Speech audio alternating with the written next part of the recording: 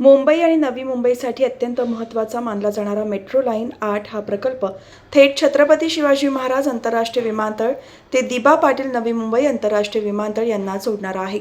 या महत्त्वाकांक्षी प्रकल्पामुळे नवी मुंबईसह विशेषतः उल्वे परिसराचा सर्वांगीण विकास होणार असून या भागाचा चेहरा मोहरा पूर्णपणे बदलणार आहे।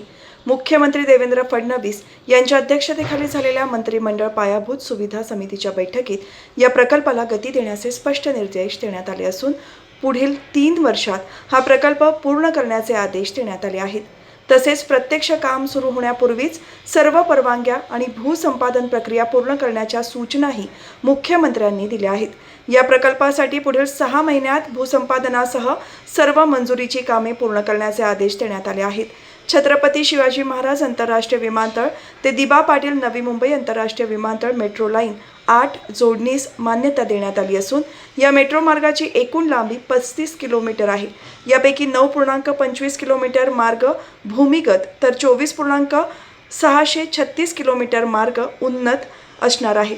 या मार्गावर एकूण 20 स्थानके असतील, त्यापैकी 6 स्थानके भूमिगत आणि 14 स्थानके उन्नत असणार आहेत। छत्रपती शिवाजी महाराज आंतरराष्ट्रीय विमानतळ टर्मिनल 2 ते घाटकोपर पूर्व हा मार्ग भूमिगत असणार असून घाटकोपर पश्चिम ते नवी मुंबई आंतरराष्ट्रीय विमानतळ टर्मिनल 2 उल्वे हा मार्ग उन्नत असणार आहे। 2 स्थानकातील सरासरी अंतर 1.9 किलोमीटर असून या प्रकल्पासाठी सुमारे 30.7 हेक्टर भूसंपादनाची आवश्यकता आहे। यासाठी अंदाजे 388 कोटी रुपयांचा खर्च अपेक्षित असून संपूर्ण प्रकल्प पूर्ण करण्यासाठी एकूण 22,862 कोटी रुपयांचा खर्च अपेक्षित आहे। हा मेट्रो प्रकल्प पूर्ण झाल्यानंतर नवी मुंबई आणि विशेषतः उल्वे परिसर थेट मुंबईशी जलद आणि सुलभरित्या जोडला जाणार आहे। नवी मुंबई आंतरराष्ट्रीय विमानतळाला थेट मेट्रो कनेक्टिव्हिटी मिळाल्यामुळे उल्वे परिसर राष्ट्रीय आणि आंतरराष्ट्रीय पातळीवर महत्त्वाचा ट्रान्झिट हब म्हणून विकसित होणार आहे। यामुळे उल्वे आणि परिसरातील रिअल इस्टेट व्यापार, उद्योग आणि रोजगाराच्या संधींना मोठी चालना मिळणार असून नवी मुंबईच्या विकासाला नवी दिशा मिळणार आहे। छत्रपती शिवाजी महाराज एअरपोर्ट मुंबई ते नवी मुंबई विमानतळ या दरम्यान 35 किलोमीटरच्या मेट्रोला मान्यता दिलेली आहे। या 35 किलोमीटरमध्ये 9 किलोमीटर मेट्रो अंडरग्राउंड असेल, उर्वरित एलिव्हेटेड मेट्रो असेल। विशेषतः जे महत्त्वाचे स्टेशन्स आहेत कुर्ल्यासारखे त्या स्टेशन्सला जोडण्याचं काम या मेट्रोच्या माध्यमातून होईल। जवळपास 3 वेगवेगळ्या मेट्रो मार्गांची इंटरसेक्शन याचं होईल आणि मोठ्या प्रमाणात जो रहदारीचा भाग आहे त्या भागाला ही मेट्रो कव्हर करेल।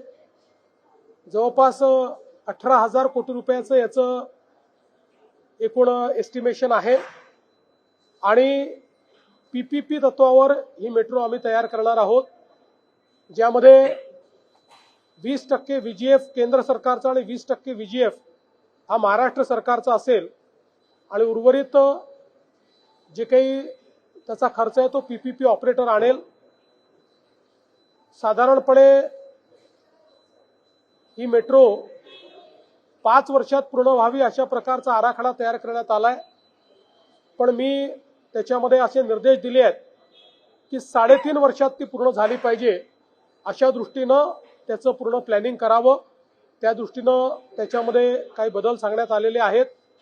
ते केल्यानंतर मोठ्या प्रमाणात हे 2 एअरपोर्ट तर जोडले जातील, पण त्याहीपेक्षा मुंबई आणि नवी मुंबईतला अतिशय महत्त्वाचा सगळा भाग हा देखील या मेट्रोच्या माध्यमातून जोडला जाणार आहे।